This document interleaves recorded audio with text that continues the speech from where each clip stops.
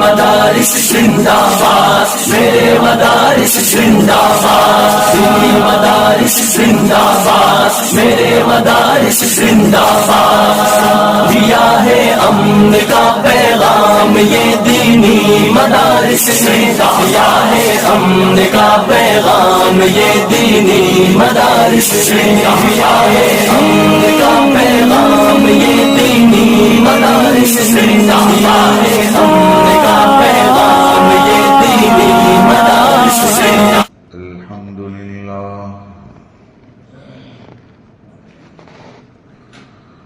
الحمد لله وكفى وسلام على عباده الذين اصطفى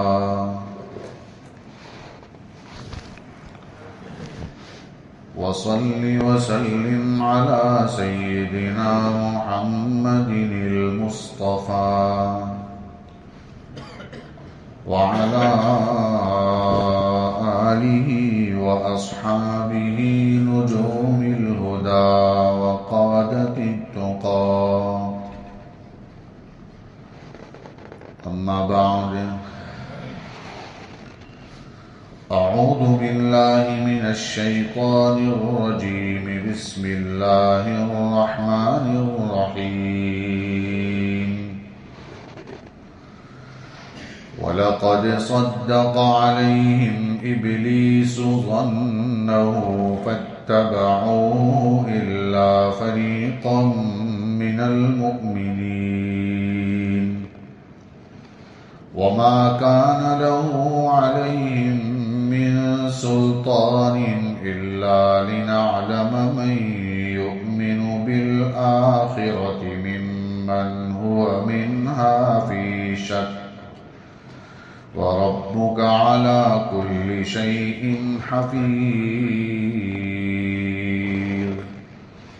قُلِ ادْعُوا الَّذِينَ زَعَمْتُم مِّن دُونِ اللَّهِ لَا يَمْلِكُونَ مِثْقَالَ ذَرَّةٍ فِي السَّمَاوَاتِ وَلَا فِي الْأَرْضِ وما لهم فيهما من شرك وما له منهم من ظهير ولا تنفع الشفاعة عنده إلا لمن أذن له حتى إذا فزع عن قلوبهم قالوا ماذا قال ربكم قالوا الحق وهو العلي الكبير قل من يرزقكم من السماوات والأرض قل الله وإنا أو إياكم لعلى هدى أو في ضلال مبين قل لا تسألون عما أجرمنا ولا نسأل عما تعملون صدق الله العظيم۔ ایک بار درود پاک اللهم صل على سيدنا محمد وعلى آل سيدنا محمد وأصحابه وأزواجه وبارك وسلم۔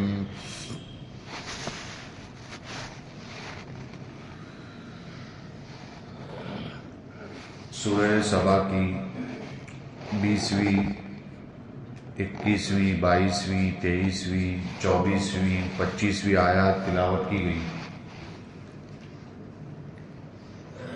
سورہ سبا شروع ہوئی تھی، اس وقت اللہ تعالیٰ نے اپنی قدرت کو بتایا، اللہ کی توحید کو ثابت کیا،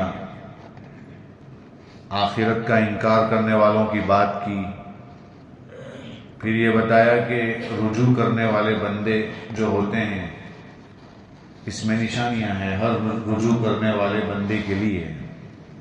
پھر وہ رجوع کرنے والا یعنی اللہ کی طرف رجوع کرنے والے بندے کون ہیں، ان کے دو نمونے پیش کیے۔ حضرت داؤد علیہ السلام اور حضرت سلیمان علیہ السلام، ان کے تذکرے کے بعد پھر ان لوگوں کا تذکرہ کیا جنہوں نے ناشکری کی، یعنی قوم سبا کا تذکرہ کیا۔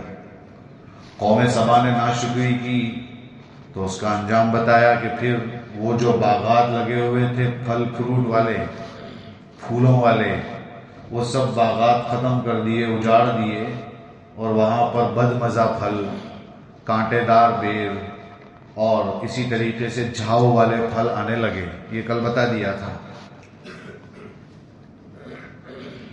قرآن کریم یہاں سے یہ کہہ رہا ہے کہ جن لوگوں نے اللہ کی ناشکری کی، یہ وہی لوگ ہیں جو ابلیس کے طریقے پر چلے، یہ وہی لوگ ہیں جو ابلیس کے طریقے پر چلے، اور شیطان جنت سے بھگا دیا گیا تھا، دھتکار دیا گیا تھا، تو اس نے مہلت مانگی تھی کہ مجھے مہلت دیجیے، تو اس کو قیامت تک کی مہلت تو دے دی ہے۔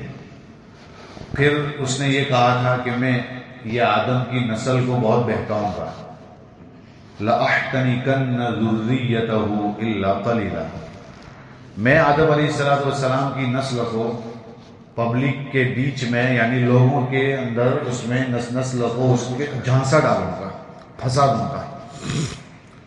اسی طریقے سے کہیں اس نے یہ کہا تھا لَآتِيَنَّهُم مِّن بَيْنِ أَيْدِيهِمْ وَمِنْ خَلْفِهِمْ وَعَنْ أَيْمَانِهِمْ وَعَنْ شَمَائِلِهِمْ، میں آگے سے آؤں گا، میں پیچھے سے آؤں گا، کہا ہے اس نے داہنی طرف سے آؤں گا، بائیں طرف سے آؤں گا۔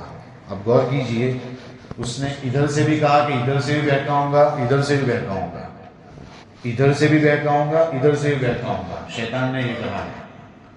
لیکن دو سمت اس نے چھوڑ دی ہے، ایک اوپر نہیں کہا اور ایک نیچے نہیں کہا۔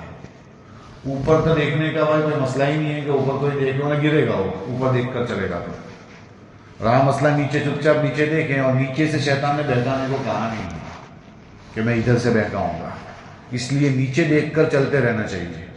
ادھر ادھر دیکھیں گے تو شیطان کے جھانسے میں آ سکتے ہیں، اس وجہ سے نیچے دیکھ کر چلنے کو کہا ہے۔ نیچے دیکھنا بہت بڑی چیز ہے، لیکن اتنا بھی نیچے نہیں کہ آپ کسی سے ٹکرا جائیں، بس اتنا دیکھیں کہ آپ کو آگے کی نقل و حرکت بھی پتہ چلے۔ اور نیک آدمی جو ہوتا ہے وہ ادھر ادھر حرکت زیادہ نہیں کرتا، نیچے دیکھ کر چلتا رہتا ہے۔ لَآتِيَنَّهُم مِّن بَيْنِ أَيْدِيهِمْ، یہی کہا تھا اس نے، اور ایسا ہی کہا تھا کہ میں اس کی نسل کو، یعنی آدم علیہ السلام کی نسل کو جھانسے میں ڈالوں گا، پھنساؤں گا، بہت پھنساؤں گا۔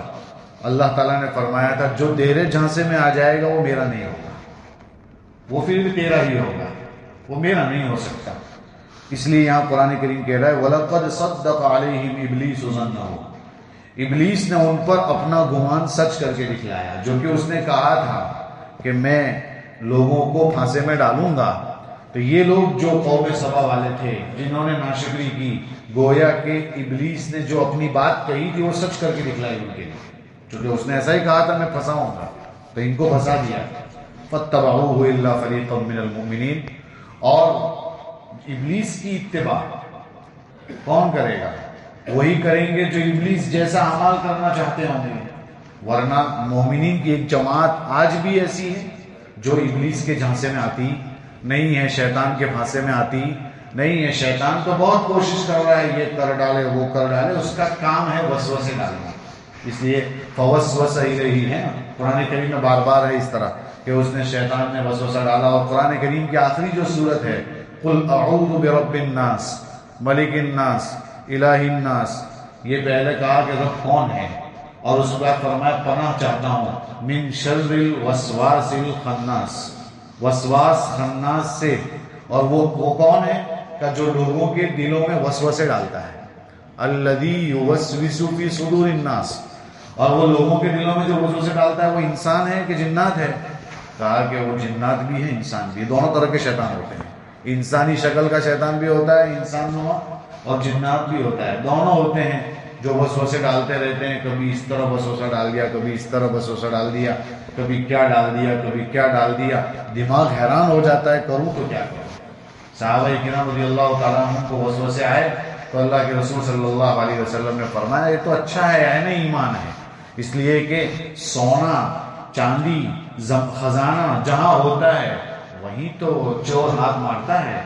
آپ کے سینے میں اتنی بڑی دولت ہے اس لیے وہ وسوسے ڈال رہا ہے, ٹرائی کر رہا ہے, ورنہ جو اس کے جیسا ہوتا ہے اس کو تو وسوسے کی بھی ضرورت نہیں ہوتی, وہ تو اس کے جیسے کام کرتے ہی چلا جاتا ہے. اس لیے اچھے لوگ جو ہوتے ہیں, وہ جو اچھا بننے کی کوشش کر رہے ہوتے ہیں, ان کو شیطان وسوسے ڈالتا ہے.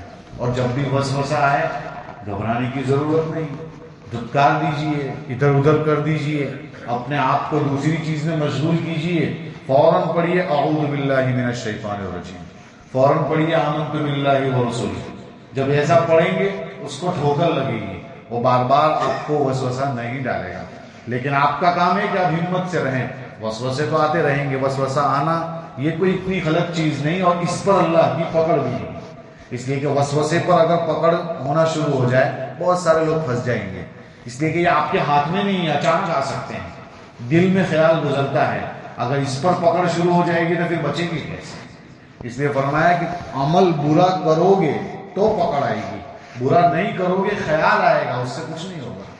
زنا کا خیال آیا, گندی چیز کا خیال آیا, بری چیزوں کا خیال, اچھا خیال تو نہیں ہے لیکن اس خیال کے آنے پر گناہ نہیں ہوگا.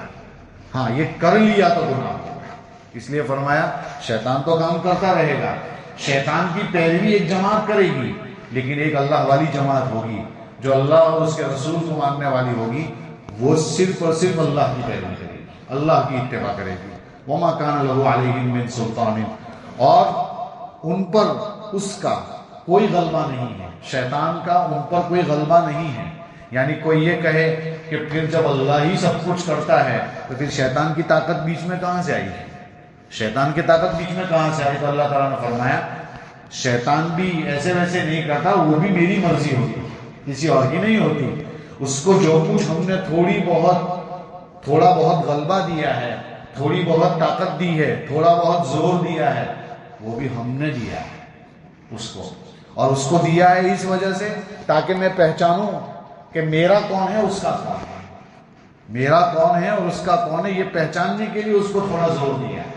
ورنہ ایسا نہیں ہے کہ شیطان کو کچھ اختیار ہے پورا, شیطان کو پورا اختیار نہیں ہے. وہ بہت سارے لوگوں کو پھنسانا چاہتا ہے لیکن کئی لوگ نہیں پھنس پاتے. جو اللہ والے ہوتے ہیں, جو نیک ہوتے ہیں, جو متقی ہوتے ہیں, جو پرہیزگار ہوتے ہیں, وہ اچھے موقع سے نہیں پھنس پاتے.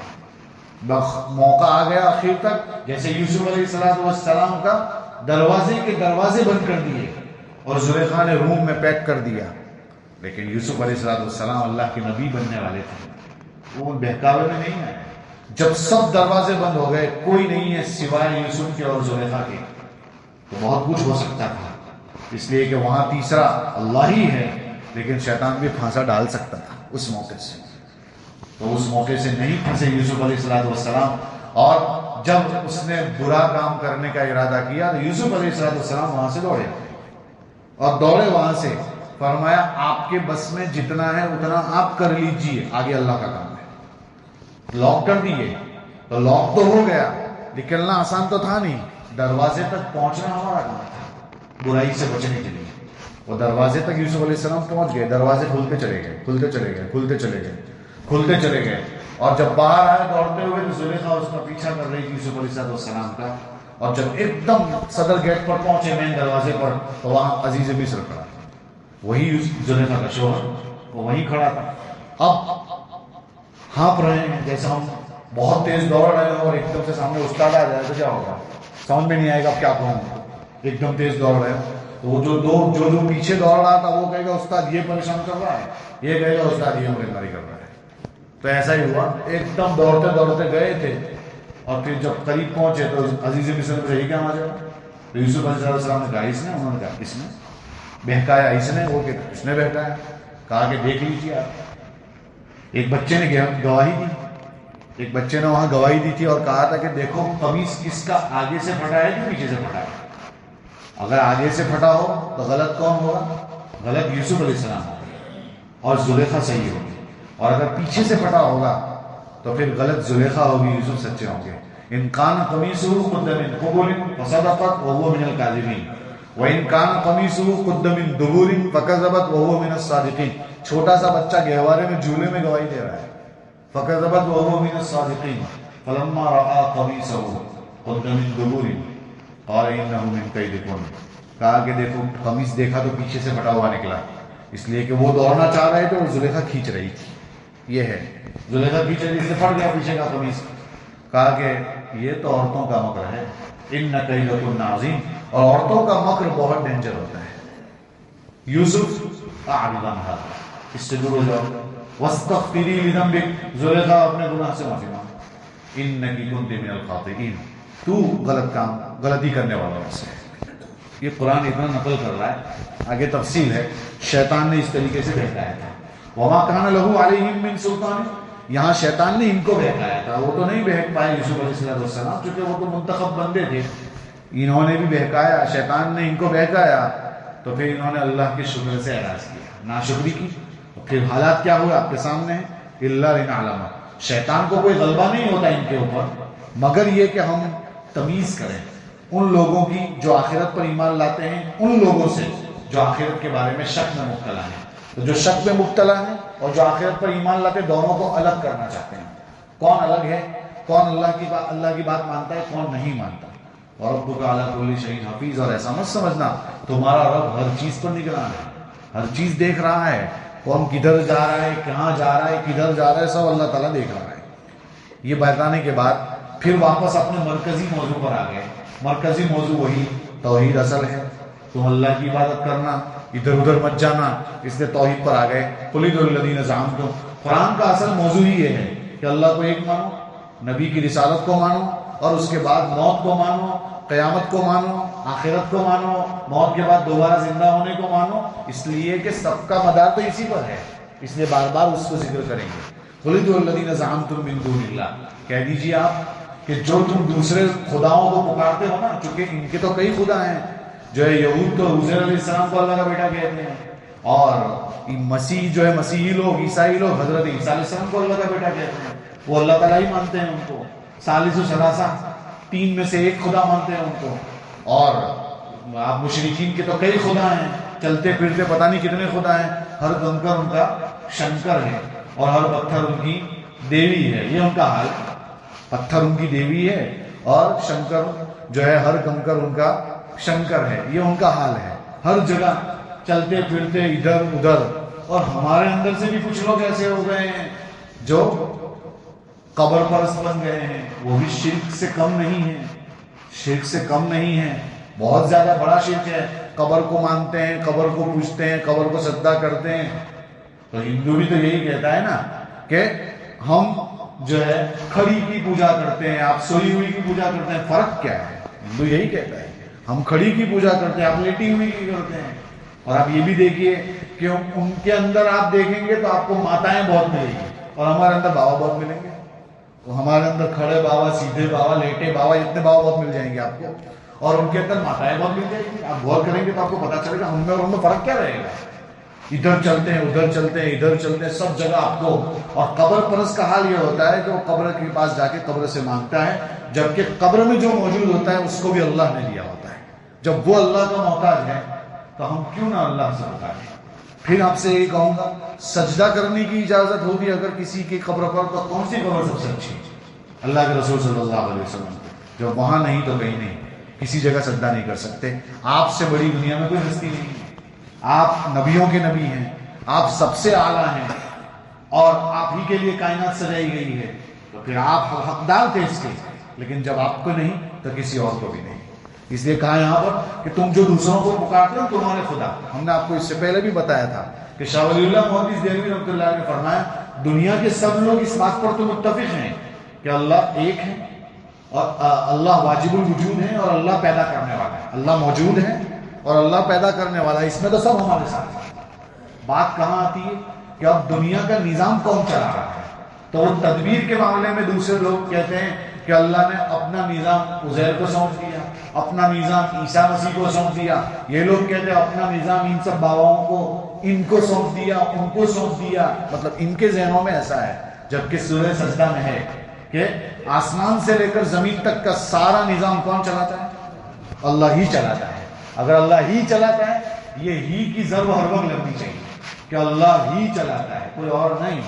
کسی اور کی مجال ہی نہیں. جہاں یہ ہی کی ضرورت نہیں لگے گی وہاں کیا کہے گا وہ؟ اللہ بھی چلاتا ہے، ویسا کہیں گے. تو بھی اور ہی میں بہت فرق ہے. جہاں ہی بولیں گے وہ پکا موحد ہوگا، اور جہاں بھی بولیں گے وہ گڑبڑ کر رہا ہے، اس لیے کہ وہ کسی اور کو بھی مان رہا ہے. تو اللہ بھی نہیں بلکہ اللہ ہی سب کچھ کرتا ہے. تو تدبیر کا معاملہ اور عبادت کا معاملہ، اس دو معاملے ایسے ہیں جس میں لوگ الگ ہو گئے. بعض لوگ کہتے ہیں تدبیر یعنی انتظامی امور دنیا کے اللہ نے ان کو سونپ دیے، ان کو سونپ دیے، ان کو سونپ دیے. اور کچھ لوگ ایسے ہیں کہ تیسری چیز جو چوتھی چیز عبادت کے معاملے میں بھی ایسا ہی کرتے ہیں. وہ عبادت میں کسی کو شریک کرتے ہیں کہ اللہ کے علاوہ بھی کسی کی عبادت کی جائے گی. اللہ کے علاوہ کسی کی عبادت کی جا سکتی؟ نہیں کی جا سکتی. کسی کی عبادت نہیں کی جا سکتی، صرف اللہ ہی کے سامنے سر ٹیکا جا سکتا ہے، ماتھا ٹیکا جا سکتا ہے. کہا کہ جن کو جو پکارتے ہو پکارو ان کو، اللہ کے علاوہ جن کو تم نے اپنا خدا بنا رکھا ہے پکارو ان کو. پکارو، آتے ہیں کہ نہیں وہ؟ لا یملکون مثقال ذرۃ فی السماوات ولا فی الارض. فرمایا وہ آسمان اور زمین میں ایک ذرے کے برابر مالک نہیں ہے. آسمان اور زمین میں ایک ذرے کے برابر مالک نہیں ہے. اگر وہ تمہارے خدا ہوتے تو آتے، وہ تمہاری مدد کرتے. کب تمہاری مدد کی؟ وہ تو پتھر ہے، وہ تو درخت ہے، وہ تو ہوا ہے. اس میں کیا طاقت ہے وہ آپ کی مدد کرے؟ وہ آپ کی مدد نہیں کر سکتے. وہ تمہارا خدا ہو ہی نہیں سکتا ہے نا. وہ حضرت ابراہیم علیہ السلام نے اپنے والد کو سمجھانے کے لیے، قوم کو سمجھانے کے لیے یہی تو کہا تھا وہاں کہ چاند کو دیکھا، چاند غروب ہو گیا، ھذا ربی. اور پھر فرمایا فلما افل قال لا احب الافلین، فلما راى القمر بازغا قال ھذا ربی، فلما راى الشمس بازغة قال ھذا ربی.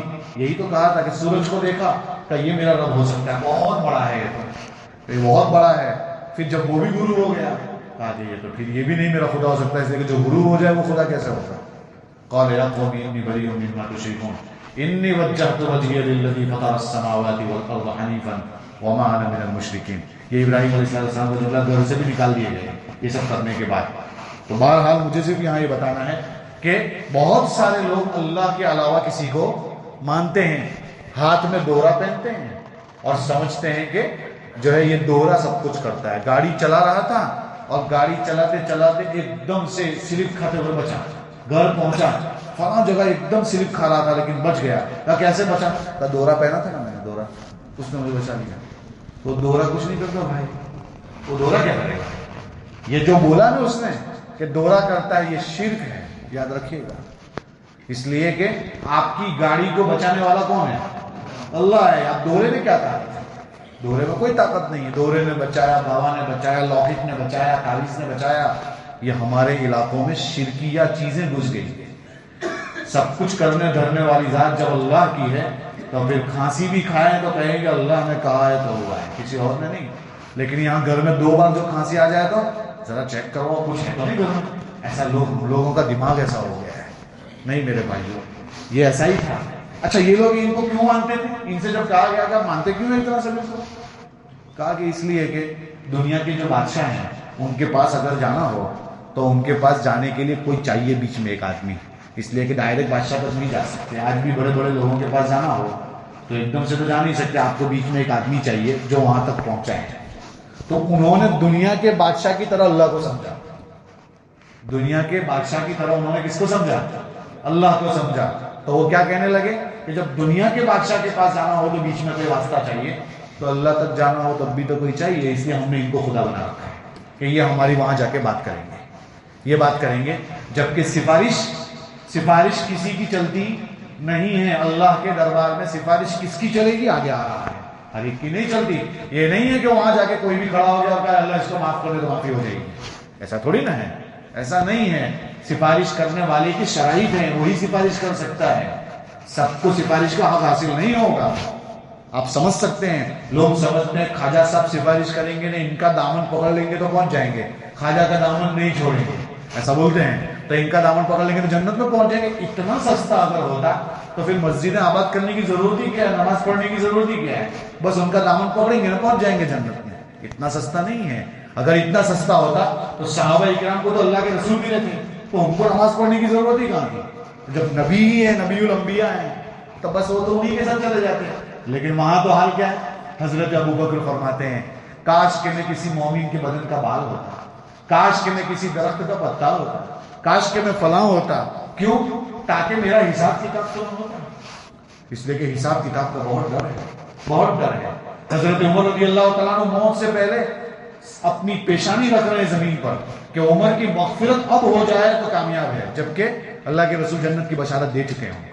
اس کے باوجود تو یہ تو وہ لوگ ہیں جن کو دنیا میں جنت کی خوشخبری نبی نے سنا دی ہے، تب بھی ان کا یہ حال ہے، اور ہمارے کو کسی نے کچھ سنایا نہیں ہے. تو ابھی ہم اس طرح سوتے ہیں جیسے جبرائیل کے بعد جنت میں اپنا ہی نمبر ہے، کسی اور کا ہے ہی نہیں. اس طرح آرام کرتے ہیں. دیکھو قرآن کریم نے اس کو کہا ہے فلاں جگہ پر الا لیقربونا الی اللہ زلفا، یہ کہا ہے. مطلب وہ اس لیے کہتے ہیں کہ تاکہ وہ ہمیں اللہ سے قریب کریں. میں نے بتایا کہ وہ اسی لیے جو ہے ان کو خدا مانتے ہیں، تاکہ وہ ہمیں اللہ سے قریب کرے، یعنی وہ ہماری سفارش کرے اللہ کے دربار میں. ایسا تھوڑی نہ ہوتا ہے. اچھا ان کا کیا ہے کہ پارٹنرشپ ہے. پارٹنرشپ سمجھتے ہیں؟ دنیا میں جب کوئی پارٹنرشپ کرتا ہے تو پھر پارٹنر میں ایک دوسرے کو پورا حق ہوتا ہے کہ نہیں ہوتا؟ جب پارٹنر ہے تو اس میں کچھ ملکیت تو ہوگی کہ نہیں، مالک تو ہوگا کہ نہیں. وہ کچھ نہ کچھ تو مالک ہوگا کچھ چیزوں کا، اس کو کچھ نہ کچھ تو پوچھا جائے گا. تو فرمایا اللہ تعالیٰ نے ما لہم فیہما من شرک، آسمان اور زمین میں ان کی کوئی پارٹنرشپ نہیں ہے، کوئی شرکت نہیں ہے ان کی. اگر ان کی شرکت ہوتی تو بتاؤ کہاں ہے، کس چیز پہ ان کا قابو ہے، کس چیز پہ یہ مالک بنے ہوئے ہیں، بتائیے ذرا. کوئی چیز میں ان کی شرکت نہیں ہے. وما لہم منہم من ظہیر، اور اللہ تعالیٰ جو ہے فرمایا کہ ان میں سے کوئی ایسا نہیں ہے جو اللہ کا مددگار. اللہ کو مددگار کی ضرورت ہی نہیں ہے. اللہ تعالیٰ خود اتنا بڑا ہے، اتنی بڑی ذات ہے، اس کو کسی مددگار کی ضرورت نہیں ہے. یہ قرآن کریم اندر سے شرک نکال رہا ہے، دلوں سے گندگی نکال رہا ہے. اور پھر آگے فرمایا ولا تنفع الشفاعۃ عنده، شفاعت یعنی سفارش اللہ کے دربار میں کبھی بھی نفع نہیں دے گی، مگر کب نفع دے گی؟ جب اللہ اس کو اجازت دے کہ سفارش کیجیے.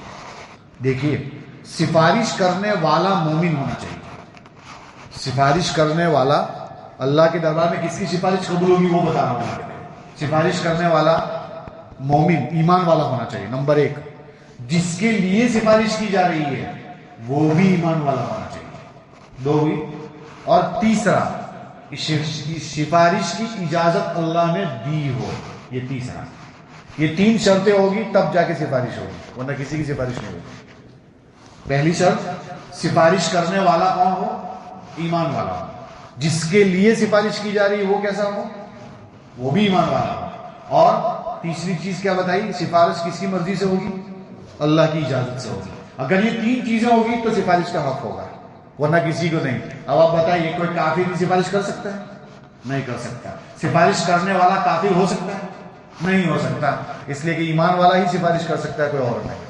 جس کے لیے سفارش کی جائے گی اس کے پاس بھی ایمان ہونا چاہیے، تبھی اس کی سفارش اس کے لیے مانی جائے گی. اور اللہ کی اجازت ہوگی تبھی سفارش کا حق ہوگا، ورنہ سب سفارش کر بھی نہیں پائیں گے. سب سفارش کر بھی نہیں پائیں گے. تو 3 شرطیں ہوئی تب جا کے سفارش قبول ہوگی. اور آپ نہیں جانتے کہ حساب کتاب شروع نہیں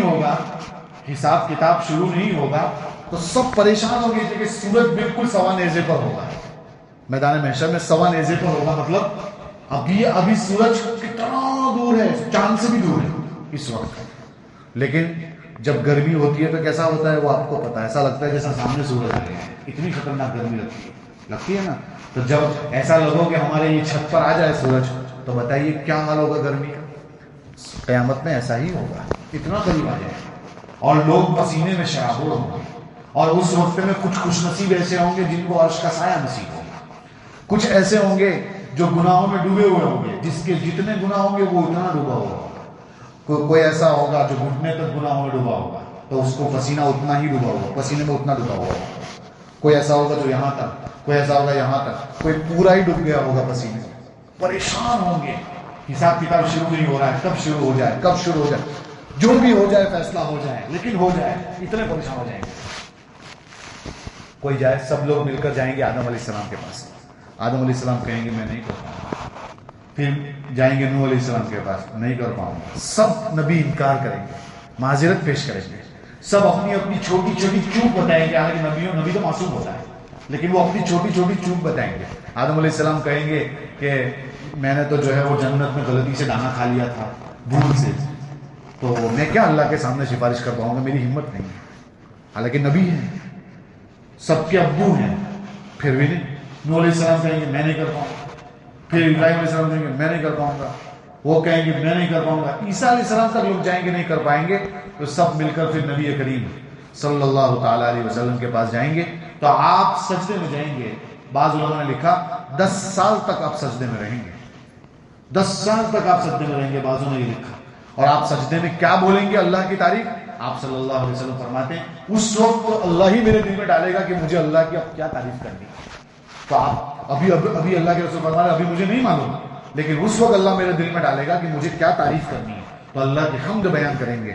تو اللہ تعالیٰ کہیں گے اے اللہ، اے میرے نبی، اے میرے محبوب، ارفع راسک، سر اٹھائیے اپنا، سل تعطا، مانگیے آج آپ کو دیا جائے گا۔ تو پھر حساب کتاب شروع ہوگا آپ کے کہنے کے بعد، آپ کے کہنے کے بعد حساب کتاب شروع ہوگا، اور آپ اپنی امت کے لیے بھی سفارش کے معاملے کریں گے، سفارش کی بات کریں گے۔ تو دیکھیے یہاں اللہ کے رسول صلی اللہ علیہ وسلم کی سفارش، نبی جیسے نبی معذرت پیش کر رہے ہیں، تو دنیا کے خواجہ سفارش کریں گے؟ دنیا کے لوگ سفارش کر سکتے ہیں؟ یہ نبی جیسا نبی معذرت پیش کر رہا ہے، تو آپ سمجھ سکتے ہیں کہ سفارش کا ہر ایک کو۔ پھر اللہ تعالیٰ نے چند مخصوص بندے ایسے رکھے ہیں دنیا میں جن کو سفارش کا حق دیا جائے گا۔ مثلا جو قرآن کریم کا حافظ ہوگا تو اس کو سفارش کا حق ملے گا کہ وہ اپنے خاندان میں 10 ایسے افراد جو جہنم کے مستحق ہو چکے ہوں گے، وہ کہے گا کہ یہ میرے خاندان والا ہے، تو اللہ تعالیٰ کہیں گے اس کو جنت میں داخل کرو، کہ یہ میرے خاندان کا ہے، کہ اس کو بھی جنت میں داخل کرو، تو وہ 10 آدمیوں کو جنت میں دے گا، 10 کو۔ دیکھو یہ اللہ کی مرضی سے ہوگا، اللہ کی اجازت سے ہوگا۔ شہید کو اجازت سفارش کا حق ملے گا، اور ایسے کئی لوگ ہیں جن کو سفارش کا حق ملے گا، لیکن 3 شرطیں ضروری ہے سفارش کے لیے۔ اللہ کی اجازت سے ہوگی، وہ اللہ کے حکم سے ہوگی۔ نمبر 2، سفارش کرنے والا ایمان والا ہونا چاہیے، اور جس کے لیے سفارش کی جائے گی وہ بھی کون ہونا چاہیے۔ لہذا اگر کوئی اپنے کافر دوست کے لیے سفارش کرے گا تو قبول ہوگی، اپنے کافر ماں باپ کے لیے کرے گا تو ہوگی نہیں ہوگی، مومن کے لیے ہی سفارش ہوگی۔ لہذا آپ کی بات یہاں چلے گی نہیں۔ یہ کہنا چاہ رہے ہیں اللہ تعالیٰ فرما رہے ہیں کہ شفاعت تو اللہ کے پاس نفع ہی نہیں دیتی، مگر بھی انہی لوگوں کو نفع دیتی ہے جس کو اللہ تعالیٰ، جس کے لیے اللہ تعالیٰ کیا دے، اجازت دے۔ اب بعض لوگ ایسے ہیں جو فرشتوں کو بہت کچھ مانتے ہیں، بہت کچھ مانتے ہیں، کس کو؟ فرشتوں کو، فرشتوں کو بہت کچھ مانتے ہیں بھائی لوگ، کہتے ہیں یہ ہمارے خدا ہے۔ فرشتے خدا نہیں ہو سکتے، اس لیے کہ وہ بھی اللہ کے حکم کے پابند ہے۔ جب وہ بھی اللہ کے حکم کے پابند ہے تو وہ خدا نہیں ہو سکتے۔ جب نہیں ہو سکتے تو ان کی حالت بتائی۔ خود فرشتوں کا حال ایسا ہے کہ جب اللہ تعالیٰ کوئی حکم بھیجتا ہے ان کو، تو وہ پہلے آسمان سے دوسرے آسمان، پہلے طبقے سے دوسرے طبقے، دوسرے طبقے سے تیسرے طبقے تک پہنچتے پہنچتے بہت دیر لگتی ہے، بلکہ جب پہلے آسمان تک جب اللہ کا حکم پہنچتا ہے تو وہ بے ہوشی سے گر جاتے ہیں، بے ہوشی سے گر جاتے ہیں فرشتے۔ اللہ تعالیٰ کا جب حکم آتا ہے بے ہوشی سے گرتے ہیں، یہاں تک کہ آواز کیسی آتی ہے؟ فرمایا ایسی آتی ہے جیسے چکنے پتھر پر زنجیر کو لگایا جائے، اور جب آواز آتی ہے اس کی، زنجیر اور چکنا پتھر تو سمجھتے ہوں گے، ساکڑ جو ہے وہ جو ہے چکنے پتھر کے اوپر اگر لگائی جائے تو جو آواز آتی ہے، ایسی آواز وہ فرشتوں کے گرنے کی اور چرچراہٹ کی آئے گی، گھبراہٹ کی آئے گی۔ تو نچلے طبقے والے کچھ نہیں بولیں گے کہ یہ بے ہوش ہو گئے ہیں۔ پھر کیا فرمایا کہ جب ان کا ہوش ختم ہو گئے، بے ہوشی ختم ہوگی ان کی، تو پھر وہ پوچھیں گے اللہ نے کیا فرمایا، ماذا قال ربکم حتی اذا فزع عن قلوبہم۔ یہ فزع عربی گرامر کے حساب سے یہ ازداد میں سے ہے۔ ازداد کا مطلب جو مادے کا معنی ہے اس سے بالکل دوسرے معنی ہونا، اپوزٹ معنی ہونا۔ فزع کے معنی گھبراہٹ کے ہیں، یہاں گھبراہٹ دور کرنے میں، جب ان کے دلوں سے گھبراہٹ دور ہو جائے گی تو پھر کیا ہوگا؟ تو کہیں گے انہوں نے کہا ماذا قال ربکم، وہ نچلے طبقے والے اوپر والے فرشتوں سے کہیں گے کیا کہا تمہارے رب نے؟ قالوا الحق، تو وہ کہیں گے ٹھیک ٹھیک بات کہی، اللہ نے سب درست کہا، اور وہ بلند ہے اور بہت بڑا ہے، بڑی شان والا ہے۔ یہاں تک کی بات ہو گئی۔ اور جب کوئی آدمی دنیا میں باس بنتا ہے، جب دنیا میں کوئی باس بنتا ہے تو باس کے نیچے جتنے لوگ کام کر رہے ہوتے ہیں، کیا باس ان کو کھانا وانا کھلاتا ہے کہ نہیں کھلاتا؟ بولو نہیں بھائی، کھلاتا ہے نا، اس لیے کہ مزدور تو انہی سے پیسے مانگیں گے، انہی سے کھانا مانگتے ہیں۔ باس جب بڑا ہوتا ہے سب کا تو وہ سب کچھ فکر کرتا ہے۔ اللہ تعالیٰ یہ فرما رہے ہیں کہ جس کو تم نے خدا بنا رکھا ہے، بتائیے تم کو آسمان سے اور زمین سے رزق کون دیتا ہے؟ کون دیتا ہے تم کو رزق؟ قل من یرزقکم من السماوات والارض، آسمانوں سے بھی رزق آتا ہے، وہ تو آپ کو پتہ ہی ہے، اس لیے کہ بارش جو گرتی ہے یہ سب کے ہاتھ میں نہیں ہے، اللہ جب چاہے گا تبھی گرے گی، پہلی بات تو یہ ہے۔ اور آپ کو یہ بھی معلوم ہے دنیا کے ہر کونے میں بارش نہیں ہوتی، بہت ساری جگہوں پر نہیں ہوتی بارش، لیکن وہاں بھی غذا پہنچتی ہے، یہ اللہ کا نظام ہے۔ اور آپ کو یہ بھی معلوم ہے کہ بارش ایسے ویسے نہیں آتی، سمندر سے بھاپ اٹھتی ہے، وہ بھاپ اوپر جاتی ہے، وہ بادل بنتی ہے، وہ آسمان میں بارش ہے، لیکن جب اللہ تعالیٰ چاہے گا تب گرائے گا، جس جگہ چاہے گا گرائے گا۔ اور صرف گرنے سے بھی روزی نہیں ملتی، گرنے کے بعد وہ زمین جس میں پانی جذب کرنے کی صلاحیت ہوگی وہ پانی اندر جائے گا، پھر وہ بیج جو ڈالا ہے کسان نے اس میں پانی کا قطرہ پہنچے گا یا نہیں پہنچے گا وہ بھی اللہ کی مشیت کے تابع ہے، اللہ چاہے گا تبھی وہ اگ سکتا ہے۔ بہت ساری زمینوں میں پانی بہت ہے لیکن کھیتی نہیں ہو رہی، بہت ساری زمینیں ایسی جہاں پانی نہیں ہے وہاں کھیتیاں ہی کھیتیاں ہیں۔ تو وہ قرآن ہے، اللہ تعالیٰ ہے، نظام ہے اللہ تعالیٰ کا، اس سے آپ انداز لگا سکتے ہیں کہ سب کچھ اللہ کے تابع ہے، ہمارے پاس کچھ بھی نہیں ہے۔ وہ ڈالے گا، وہ جہاں پہنچائے گا، وہ بیج کو اگائے گا، وہ کوپلیں نکالے گا، وہ پھل نکالے گا، یہ سب اللہ کا نظام ہے۔ تو آسمانوں سے بارش گرتی ہے، یہ ایک نظام ہے۔ زمینوں سے بہت کچھ نکلتا ہے، زمینوں سے کیا نکلتا ہے؟ زمین سے پانی نکلتا ہے، یہ وہی پانی جو اوپر سے نیچے گیا ہے۔ آپ دیکھیں گے بہت سارے پہاڑ ایسے ہیں جو برف بنے ہوئے ہیں، وہ اللہ کا نظام ہے، برف بنے ہوئے ہیں، لیکن وہ کیا ہوتا ہے موقع موقع سے پگھلتے ہیں۔ اور اللہ تعالیٰ نے زمینوں کے اندر سے ایک پائپ لائن سسٹم بنا رکھا ہے، جس جگہ کھودو وہاں پانی نکلے گا، جہاں کھودو وہاں پانی نکلے گا۔ زیادہ تر تو ایسا ہی ہے۔ یہ پائپ لائن سسٹم کس نے دیکھا ہے؟ بس وہ اللہ ہی نے کیا ہے سب کچھ۔ تم کتنا بھی کچھ کر لو لیکن وہ اللہ نے نظام بنا رکھا ہے۔ وہ پہاڑوں سے پانی دنیا کے کونے کونے تک پہنچتا ہے، کہاں کہاں تک پہنچتا ہے، کدھر کدھر تک پہنچتا ہے۔ یہ ایک نظام ہے اللہ تعالیٰ کا، ہر جگہ پہنچتا ہے۔ اگر یہ پانی نہ ملے تو انسان مر جائے گا، کہاں جائے گا؟ تو دیکھو کہا کہ بتائیے، ان سے کہیے کہ تم کو آسمان اور زمین سے رزق کون دیتا ہے؟ آپ کہہ دیجئے کہ اللہ ہی دیتا ہے۔ اللہ تعالیٰ فرمایا کوئی نہیں دیتا، اللہ ہی دیتا ہے، تمہارے اندر طاقت ہی نہیں ہے، تم کر کے دکھاؤ کچھ۔ وَإِنَّا أَوْ إِيَّاكُمْ لَعَلَىٰ هُدًى أَوْ فِي ضَلَالٍ مُبِينٍ، ہم اور تم ہدایت پر ہیں یا کھلی گمراہی میں ہیں۔ عربی گرامر کے حساب سے ہدن پر اعلیٰ آیا ہے، اور اعلیٰ بلندی چاہتا ہے، اونچائی چاہتا ہے، گویا ہدایت والے بلند ہوتے ہیں، یہاں پر لعلہ۔ اور جو گمراہی کے لیے وہاں فی آیا ہے، عربی گرامر کے حساب سے فی مطلب نیچے لے جانا، یعنی جو گمراہی میں ہوتا ہے وہ بہت اندھیرے میں ہوتا ہے زیادہ۔ اور ضلال کے بعد مبین آیا ہے، وضاحت کے معنی میں۔ یہ بھی عربی بلاغت والے سمجھ سکتے ہیں کہ ضلال کے ساتھ مبین اور ہدن کے ساتھ مبین کی ضرورت ہی نہیں ہے، وہ خود ہی واضح ہے۔ لیکن گمراہی کبھی واضح، کبھی اس سے بھی زیادہ واضح، کبھی اس سے بھی زیادہ واضح، کبھی اس سے نیچے، ہر طرح کی گمراہیاں ہوتی ہیں۔ خیر جو ہے اللہ تعالیٰ یہاں کیا فرما رہے ہیں؟ یہ فرما رہے ہیں کہ چلو دیکھ لیتے ہیں، فیصلہ خود ہی کر لو آپ، کون صحیح ہے کون غلط ہے۔ ابھی فیصلہ کرنے کا وقت ہے، اللہ فیصلہ کرنا پر آئے گا تمہارے پاس ٹائم بھی نہیں بچے گا، اس لیے ابھی فیصلہ کر لو۔ پھر فرمایا لا تسألون عما اجرمنا، جو ہم نے جرم کیا اس کے بارے میں تم سے سوال نہیں ہونے والا ہے، اور جو تم کر رہے ہو ان کے بارے میں ہم سے نہیں پوچھا جائے گا۔ ولا نسأل عما تعملون۔ حضرت مفتی سعید صاحب پالنپوری رحمۃ اللہ علیہ فرماتے ہیں کہ اب ان مومنین کے لیے اجرمنا کہا کہ ہم نے جرم کیا، اس کے بارے میں تم سے نہیں پوچھا جائے گا، اور ان کے لیے عمل کہا تاکہ وہ بدعت نہ جائے، وہ یہ نہ کہے کہ جرم کہا، ان کو جرم کہا تو کہیں بدعت جائیں گے، بہک جائیں گے۔ اللہ تعالیٰ نے کتنا اچھا لفظ استعمال کیا ان کے لیے کہ جو تم کر رہے ہو اس کے بارے میں ہم سے نہیں پوچھا جائے گا، اور جو ہم جرم کر رہے ہیں، یہ جرم کیوں کہا؟ چونکہ وہ لوگ اس کو جرم سمجھتے تھے کہ تم ہمارے معبودوں کو نہیں مانتے، تم ہمارے معبودوں کو برا بھلا کہتے ہو، تم لات منات اور عزا کو نہیں مانتے ہو، تو مانو نا۔ وہ ایسا کہتے ہیں کہ جو ہم نے جرم کیا ہے اس کے بارے میں تم سے سوال نہیں کیا جائے گا۔ کہہ دیجئے یجمع بیننا ربنا، ہمارا رب جمع کرے گا ہم سب کو، قیامت آنے والی ہے، وہاں جمع ہوں گے، پھر وہاں ہمارے درمیان ٹھیک ٹھیک فیصلہ کرے گا۔ یفتح بیننا بالحق وهو الفتاح العلیم، اور وہ بہت اچھا فیصلہ کرنے والا، بہت زیادہ جاننے والا ہے۔ اب کہہ دیجئے ارونی الذین الحقتم به شرکاء، تم مجھے دکھاؤ، بتاؤ وہ جس کو تم اللہ کے ساتھ شریک کرتے ہو، ملاتے ہو، لاؤ ان کو، کہاں ہے وہ بھی دکھاؤ تو صحیح مجھے، کون ہے وہ جس کو تم اللہ کے ساتھ ملاتے ہو کہ یہ اللہ کے درجے میں آتے ہیں؟ کلا، ہرگز نہیں، یعنی تم بتا ہی نہیں سکتے ہو، تم نہیں بتا سکتے ہو، بلکہ وہ اللہ ہی ہے اور کوئی نہیں ہے، وہی غلبے والا ہے، وہی حکمت والا ہے۔ اور آخر کی 3 آیتیں رکوع میں وما ارسلناک الا کافۃ للناس، ہم نے آپ کو نہیں بھیجا مگر سب لوگوں کے لیے، پوری دنیا کے لوگوں کے لیے نبی بنا کر بھیجا آپ کو۔ آپ ہی بشیر ہیں، آپ ہی نذیر ہیں، آپ خوشخبری بھی دیتے ہیں، آپ لوگوں کو جہنم سے ڈراتے بھی ہیں.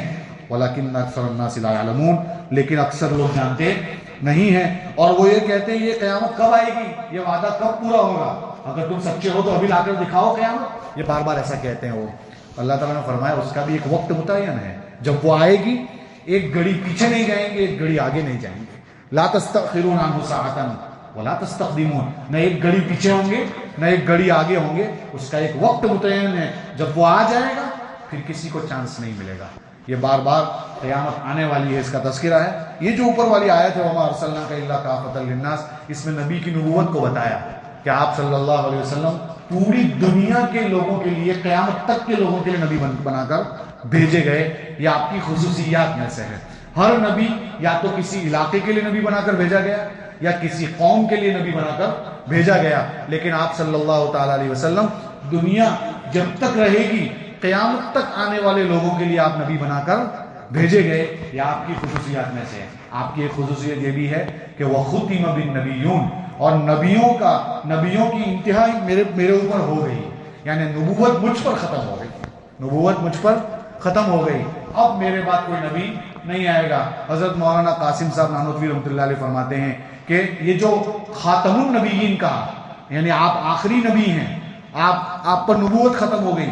یہ نبوت کی ختم کو 3 جگہ پر بیان کیا جا سکتا ہے. آپ رتبے کے اعتبار سے بھی آخری ہیں، آپ زمانے کے اعتبار سے بھی آخری ہیں، اور آپ جگہ کے اعتبار سے بھی آخری ہیں. یعنی دنیا کی کسی جگہ پر اب کوئی نبی نہیں آئے گا، آپ آخری ہیں.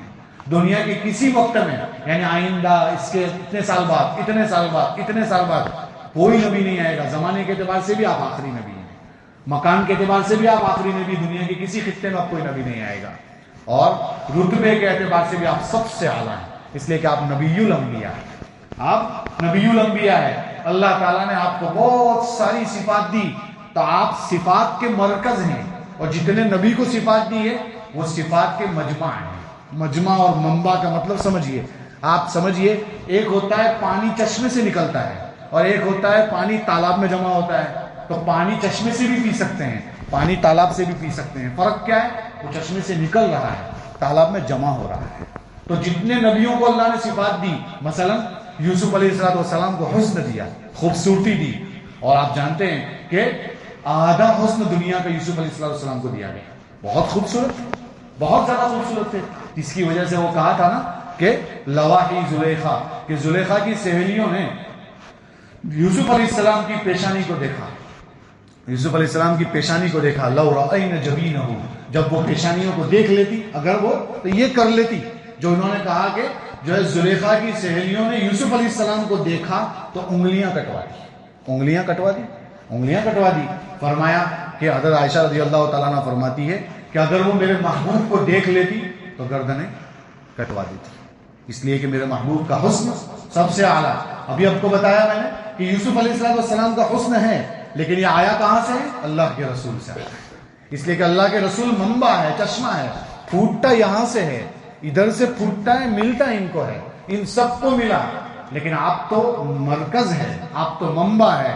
انہوں نے حسن کی ٹہنی کو دیکھا تو انہوں نے بدن کی ٹہنی یعنی انگلیاں کاٹ دی، اور صحابہ نے اللہ کے رسول کو دیکھا، یہ حسن کے مرکز ہے، تو انہوں نے مرکز یعنی اپنے دل کو کاٹ لیا، یعنی گردنیں کٹوا دی. آپ انداز لگائیے کس طریقے سے ہو سکتا ہے. بہرحال جتنے نبیوں کے پاس صفات ہے وہ سب اللہ کے رسول صلی اللہ علیہ وسلم کی پاس سے نکلی ہوئی ہے. آپ صداقت کے بھی اعلیٰ مقام پر ہیں، آپ سخاوت کے بھی اعلیٰ مقام پر ہیں، آپ حسن کے بھی اعلیٰ مقام پر ہیں. اللہ تعالیٰ نے آپ کو سب چیزوں سے نوازا ہے. دنیا میں اب کوئی نبی نہیں آئے گا، لہذا کوئی ادھر ادھر چھچندر بن کر کھڑا ہو جائے اور کہے میں نبی ہوں، وہ نبی نہیں ہو سکتا ہے. اب کون آنے والے ہیں؟ 2 بڑی شخصیات آنے والی ہے اور ایک ڈینجر دجال آنے والا ہے. 2 بڑی شخصیات میں کون آنے والا ہے؟ حضرت مہدی اور حضرت عیسیٰ علیہ السلام. عیسیٰ علیہ السلام دنیا میں آئیں گے، لیکن آپ صلی اللہ علیہ وسلم کی نبوت کے مطابق کام کریں گے. آئیں گے تو صحیح، لیکن آپ کے امتی بن کر کام کریں گے. اور یہ کوئی بڑی بات نہیں ہے. آپ کو میں نارمل مثال دیتا ہوں. لوگ کہیں گے کہ عیسیٰ علیہ السلام نبی نہیں رہیں گے. نہیں، نبی بھی رہیں گے، نبی تو رہیں گے، ان کی نبوت چھین نہیں جائے گی، لیکن کام دنیا میں آئیں گے تو کس کا کریں گے؟ آپ صلی اللہ علیہ وسلم کے طریقے پر کریں گے. کیوں؟ اس کو آسانی سے سمجھ سکتے ہیں. ہمارے پی ایم صاحب اگر امریکہ پہنچ جائے تو پی ایم کو امریکہ میں جا کر انڈیا کے قانون پر عمل کرنا ہے یا امریکہ کے قانون پر عمل کرنا ہوگا. اور وہاں جانے کے بعد کیا اس کو انڈیا کا پی ایم نہیں کہیں گے؟ کہیں گے نا, انڈیا کا پی ایم تو کہیں گے نا اس کو, انڈیا کا پی ایم تو رہے گا وہ. ہاں, وہاں جائیں گے تو قانون کون سے فالو کرنے ہوں گے؟ امریکہ کے. عیسیٰ علیہ السلام آئیں گے تو قانون محمد کے فالو کرنے ہیں, نبوت پھر بھی باقی رہے گی عیسیٰ علیہ السلام کی. نبی تو باقی رہیں گے, وہ تو نبی تو رہیں گے, لیکن اب دنیا میں آئیں گے عیسیٰ علیہ السلام. اور جو یہ جو 3 لوگوں کا نام بول رہا ہوں, دجال, مہدی اور عیسیٰ, چونکہ اس کے بارے میں لوگ بہت الٹی سیدھی بات کریں گے, تو نبی کریم صلی اللہ تعالیٰ علیہ وسلم نے ان کا پورا نقشہ بتا دیا, پورا نقشہ. مہدی کے بارے میں بتایا کہ وہ مدینے میں پیدا ہوں گے, بہار میں نہیں, حیدرآباد میں نہیں, الہ آباد میں نہیں, ادھر ادھر کے کسی کونے میں نہیں پیدا ہوں گے. وہ کہاں پیدا ہوں گے؟ مدینے میں پیدا ہوں گے. پیدائش مدینے کی ہوگی, یہ ہم کو معلوم ہونا چاہیے. کوئی کھڑا ہو کے کہہ دے میں مہدی ہوں تو پہلے پوچھے تیری پیدائش کہاں ہوئی ہے؟ وہاں حدیث میں بتایا کہ وہ پیدا کہاں ہوں گے؟ مدینے میں. ان کا نام کیا ہوگا؟ محمد. ان کے ابا کا نام کیا ہوگا؟ عبداللہ. ان کے والدہ کا نام کیا ہوگا؟ آمینہ. جو اللہ کے رسول کا ہے سب کچھ ان کا ہوگا, مہدی کا. لو, اب یہ کوئی آئے گا اور کہے گا کہ میں جو ہے فلاں ہوں, میں فلاں ہوں. وہ شاہ اللہ بخاری رحمۃ اللہ علیہ کا وہ مشہور واقعہ کہ شاہ اللہ بخاری کو مرزا غلام قادیانی خواب میں آیا ہے. خواب میں تو شاہ صاحب تھے. ہم نے آپ کو اس سے پہلے بھی 1-2 لطیفے بتائے ہیں, بہت ڈینجر جو ہے. جیسے شاہ صاحب ایک مرتبہ سفر کر رہے تھے تو شاہ صاحب کے زمانے میں شیعوں کا بہت بڑا سردار تھا کلب علی خان. کلب علی خان کر کے ایک بہت بڑا سردار تھا ان کا. انہوں نے ان کے بارے میں سن رکھا تھا, انہوں نے ان کے بارے میں سن رکھا تھا. ایک بس میں جمع ہو گئے. دونوں نے ایک دوسرے کو دیکھا نہیں تھا کبھی. دونوں نے ایک دوسرے کو دیکھا نہیں, تو ایک ساتھ ایک ہی سیٹ پر آ گئے. تو شاہ صاحب نے ان سے پوچھا آپ کا نام؟ کہ میرا نام کلب علی خان. کہ کلب علی خان کیا چیز ہوتی ہے؟ کہ کلب علی, علی کا کتا, کلب علی کا کتا. تو شاہ صاحب نے استغفر اللہ, علی کا کتا بن رہے ہیں آپ؟ کہا کہ جو ہے کم سے کم کچھ نہیں تو علی کا کتا ہی بن جاؤں تاکہ بخشا جاؤں اللہ کے یہاں. تو بہت دیر تک شاہ صاحب مسکرائے, اور پھر جو ہے شاہ صاحب سے اس نے پوچھا آپ کا نام کیا ہے؟ تو مذاق میں شاہ صاحب نے کہا خنزیر اللہ. کیا کہا؟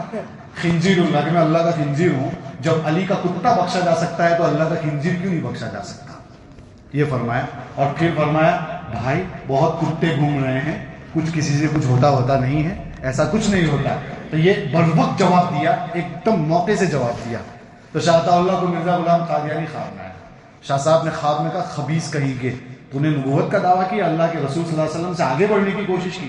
کہا میرا تذکرہ قرآن میں آیا ہے. مرزا غلام قادیانی خواب میں کہا کہاں ہے کم وقت بتا. تو اس نے کہا سورہ صف میں ومبشرا برسول یأتی من بعد اسمہ احمد. یہ احمد تو میرا ہی تو نام ہے, جو عیسیٰ علیہ السلام خوشخبری دے کر گئے ہیں کہ آخر میں جو نبی آئے گا اس کا نام احمد ہوگا, وہ میرا ہی تو نام ہے. تو شاہ صاحب نے خواب میں کہا کم وقت تیرا نام تو غلام احمد ہے, تیرا نام احمد کہاں ہے؟ تیرا نام تو غلام احمد ہے. تو مرزا غلام قادیانی کہہ رہا ہے کہ نہیں, وہ میری امی نے میرا نام احمد رکھا ہے, وہ تو لوگ مجھے پیار سے غلام احمد کہتے ہیں, ورنہ اصل تو میرا نام احمد ہے. تو شاہ اللہ بخاری نے کہا پھر تو اچھی بات ہے, میرا نام اللہ ہے. شاہ صاحب نے کیا کہا؟ میرا نام اللہ ہے, اصل تو لوگ مجھے پیار سے عطا اللہ کہتے ہیں, اور اللہ کہتا ہے کہ تو نبی نہیں ہے, اور اللہ کہتا ہے کہ تو نبی نہیں ہے. اس طریقے سے شاہ صاحب نے بہت مسکت اور خاموش جواب دیا. بہرحال مہدی آئیں گے, کوئی بھی آئے گا, لیکن مہدی کا نام محمد بن عبداللہ, ان کے والدہ کا نام آمینہ. لہذا کوئی کہے کہ شکیل بن حنیف کوئی بہت بڑا مہدی ہے, بالکل نہیں ہے, اس کو بالکل نہ مانیے گا, بالکل اس کی طرف مت جائیے گا, اس لیے کہ وہ نبی نہیں ہو سکتا. اللہ کے رسول سب کچھ بتا کر گئے ہیں, اور مدینے میں پیدا ہوں گے حضرت مہدی. 40 سال تک تو دعویٰ نہیں کریں گے, 40 سال کے بعد ظاہر ہوں گے. جب پکڑے جائیں گے وہ بھی حجر اسود کے قریب ہوں گے, اور لوگ ان کو پکڑ کر کہیں گے آپ مہدی ہیں, تب بھی وہ منع کریں گے. پھر لوگ ان کے ہاتھ پر بیعت کریں گے. یہ مکہ المکرمہ میں بیعت ہوگی. شکیل بن حنیف نے مکہ بھی دیکھا ہے, تو کیسے وہ ہو سکتا ہے؟ مکہ ہی نہیں دیکھا ہے اس نے. اور جو ہے اس کے بعد آپ جو ہے پکڑے جائیں گے. ان کے آدمی کتنے ہوں گے حضرت مہدی رضی اللہ تعالیٰ عنہ کے؟ 313 ان کے افراد ہوں گے. ان کو لے کر وہ چلیں گے, شام فتح کریں گے, قسطنطینیہ جائیں گے, استنبول ہمارے قبضے سے اس وقت جا چکا ہوگا, اس کو وہ فتح کریں گے. اس کے بعد وہاں جائیں گے, 9 سال ظاہر ہونے کے بعد صرف 9 سال جئیں گے. حضرت مہدی کی عمر 49 سال ہوگی. یہ اس سے پوچھو اس کی کتنی عمر ہے شکل بن حنیف کی, آپ کو پتہ چل جائے گا. بہرحال یہ تو مہدی کا تذکرہ بتایا آپ کو میں نے. 49 سال کے بعد ان کا انتقال ہو جائے گا حضرت مہدی کا, اور اسی دوران وہ 9 سال کے بیچ میں آخری 3-4 سالوں میں حضرت عیسیٰ علیہ السلام آئیں گے آسمان سے, اور عیسیٰ علیہ السلام آنے کے بعد بھی 40-45 سال جئیں گے تقریباً. اولادیں ہوں گی ان کی, اور یہ عیسائیت جو غلط طریقے سے چل رہی ہے اس کو ختم کریں گے, صلیب توڑیں گے, بہت کچھ کریں گے وہ آنے کے بعد. اور یہاں تک علماء نے لکھا کہ آپ صلی اللہ علیہ وسلم اور ابو بکر اور عمر کی جو قبر ہے وہاں دفن کیے جائیں گے. اس جگہ پر, وہاں جگہ خالی ہے, وہاں پر عیسیٰ علیہ السلام کو دفن کیا جائے گا. ان کا بھی تذکرہ بتایا, وہ آئیں گے تو کیسے ہوں گے, ان کے بال کتنے چمک رہے ہوں گے, وہ اتریں گے, نماز کے لیے اقامت کہی جا چکی ہوگی اور نماز کا انتظار ہو رہا ہوگا, امام کون بنے, حضرت مہدی کہیں گے آپ, وہ کہیں گے آپ. اور یہاں تک بتایا کہ حضرت مہدی جو ہے کھڑے ہوں گے اور حضرت عیسیٰ علیہ السلام ان کو کہیں گے آپ جائیے. ایسے پیچھے سے 2 کندھوں کے بیچ میں عیسیٰ علیہ السلام حضرت مہدی کو دھکا ماریں گے, آپ جائیے آگے. تو حضرت مہدی پہلی نماز پڑھائیں گے, اور اس کے بعد عیسیٰ علیہ السلام بھی نماز پڑھائیں گے, لیکن پہلی نماز حضرت عیسیٰ حضرت مہدی کے پیچھے پڑھائیں گے. یہ بہت مشہور بات ہے. اور پھر وہ دجال نکلا ہوگا جو دنیا میں 40 دن رہے گا, اور 40 دن صرف رہے گا, وہ پوری دنیا میں فساد پھیلائے گا. کہ جتنے بڑے بڑے ڈینجر لوگ ہیں نا, ان سب کا وہ سردار ہوگا, ان سب کا. چھوٹے چھوٹے دجال تو بھی بہت نکلتے ہیں ادھر ادھر, لیکن ان سب کا بھی وہ سردار ہوگا, بہت ڈینجر ہوگا. وہ جو ہے وہ 40 دن دنیا میں رہے گا, اور وہ 40 دن کے اندر ایک دن اس کا جو پہلا ہوگا وہ 1 سال کے برابر ہوگا, 1 سال کے برابر. صحابہ نے پوچھا اللہ کے رسول اس دن نمازیں کتنی پڑھنی ہے, 5 یا 1 سال کی؟ فرمایا 1 سال کی پوری نماز پڑھنی ہے, یعنی ہر دن کی 5-5 پڑھتے ہی چلے جانا ہے. کہ وہ 1 سال میں 1 دن میں پڑھنی کا ٹائم کے حساب سے پڑھتے ہی چلے جانا ہے. 1 سال کے برابر پوری دنیا میں گھومے. دوسرا دن اس کا 1 مہینے کے برابر ہوگا, تیسرا دن اس کا 1 ہفتے کے برابر ہوگا, اور اس کے بعد پورے جیسا ہمارے دن چلتے ویسا ہوگا. دنیا کے ہر چپے پہ چکر لگائے گا, مسجد اقصی میں داخل نہیں ہو پائے گا, طور پر نہیں جا پائے گا, جو ہے اسی طریقے سے جو ہے کعبۃ اللہ میں داخل نہیں ہو پائے گا, مسجد نبوی میں داخل نہیں ہو پائے گا. یہ کچھ 4 جگہیں ہیں جہاں پر وہ داخل بھی نہیں ہو پائے گا. باقی سب جگہ وہ جائے گا, سب کو بہکائے گا, عجیب عجیب باتیں کرے گا, لوگ اس کے بہکاوے میں آئیں گے. جو اس کی بنائی ہوئی جنت میں جائیں گے وہ اللہ کی جہنم میں جائیں گے, جو اس کی بنائی ہوئی دوزخ میں جائیں گے وہ اللہ کی جنت میں جائیں گے. الٹا ہوگا, اور اس کی پیشانی پر کاف فا را لکھا ہوگا, یعنی کفر لکھا ہوگا, لیکن وہ ایمان والے کو ہی نظر آئے گا. اللہ تعالیٰ اس وقت میں ہماری حفاظت فرمائے. اس لیے کہ کیسے کیسے لوگ اس کے ہو جائیں گے. حدیث یاد رکھیے, مسجد میں 1000 لوگ نمازی پڑھ رہے ہوں گے آخری زمانے میں, ان میں سے ایک کا بھی ایمان نہیں ہوگا. ایسا زمانہ آئے گا, سب نماز پڑھ رہے ہوں گے لیکن ایک بھی مومن نہیں ہوگا, حالانکہ وہ مسجد میں نماز پڑھ رہے ہوں گے. ایسا دور آنے والا ہے, صبح مومن ہوگا, شام کو کافر ہو جائے گا. اللہ تعالیٰ حفاظت فرمائے. بہرحال یہ نبی کریم صلی اللہ علیہ وسلم کی ختم نبوت, آپ پر نبوت ختم ہو گئی, اب کوئی نبی نہیں آئے گا. یہ ہمارا عقیدہ ہے, توحید, رسالت, آخرت, اور آپ صلی اللہ علیہ وسلم کی نبوت, یہ ہمارے عقیدوں میں سے اہم عقیدہ ہے. اس کو یاد کیجیے. اللہ نے زندگی دی تو انشاءاللہ آئندہ سال اس پر آگے تذکرہ کریں گے کہ آگے قرآن کی آیات کیا کہتی ہے. اللہ تعالیٰ قرآن کریم کو سمجھنے کی توفیق عطا فرمائے, قرآن کریم کو پیغام کو عام کرنے کی توفیق عطا فرمائے.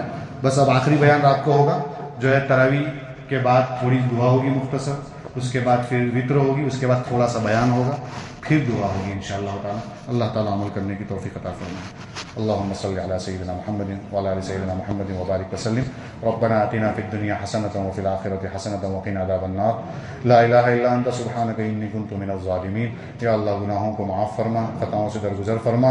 یا اللہ پریشانیاں دور فرما, عافیت کے فیصلے فرما, بقیہ دنوں کی قدردانی نصیب فرما. یا اللہ ہم سب کی مغفرت فرما, ہم مغفرت کے بھکاری ہیں, ہماری جھولیاں مغفرت سے بھر دے. قرآن کریم سمجھنے کی, قرآن کریم کی تلاوت کرنے کی ہم سب کو توفیق عطا فرما. نبی کریم صلی اللہ علیہ وسلم سے سچی محبت نصیب فرما, آپ کی اتباع زندگی کے ہر شعبے میں نصیب فرما. یا اللہ اس پورے مجمع کی مغفرت فرما. یا اللہ امت کے ایک ایک فرد کی مغفرت فرما, بیماروں کو شفا نصیب فرما, جو جا چکے ہیں ان کی قبروں کو نور سے منور فرما, جنت الفردوس میں اعلیٰ اور بالا مقام سے نواز دے. یا اللہ اس بستی میں ایمان کا بول بالا فرما, دین کا بول بالا فرما، یہاں رہنے والے ایک ایک شخص کو نمازی بنا دے، قرآن کی تلاوت کرنے والا بنا دے، یہاں سے حفاظ کی کھیپ پیدا فرما، یہاں سے علماء کی کھیپ پیدا فرما، ہر شخص کو سنتوں کا پابند بنا دے، سب کو نماز پڑھنے والا بنا دے، یہاں رہنے والے ایک ایک فرد کی پوری حفاظت فرما، اس بستی کی حفاظت فرما، اس بستی میں رہنے والے افراد کی حفاظت فرما، شرور سے، فتنوں سے، حاسدین کے حسد سے، ماکرین کے مکر سے محفوظ فرما۔ یا اللہ جب تک زندہ رکھے ایمان پر زندہ رکھ، وقت آخر ہو کلمے والی موت نصیب فرما، اور یہ دعائیں اپنے فضل و کرم حبیب پاک صلی اللہ تعالی علیہ وسلم کی طفیل منظور فرما برحمتک یا ارحم۔